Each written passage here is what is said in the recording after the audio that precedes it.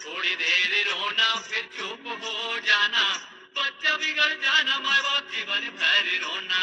Mobile ने देखो कैसा जाल रे बिछाना।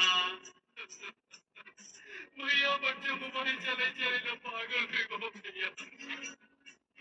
गिल्ली डंडा गोटी कबड्डी खेल लेना, झूला चौका लाड़ा लारी बना लेना, परंपरा संस्कृति तुम बचा लेना, पबजी गेम खेल के बेटा जीवन ना बिताना, पढ़ने की उम्र है ऐसे ना गवाना।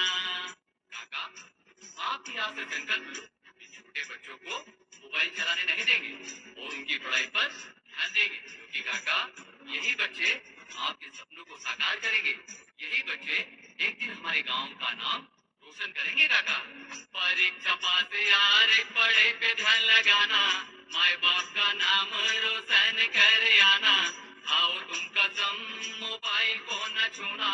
भोला भला माए बाप बात मान लेना, वीडियो को से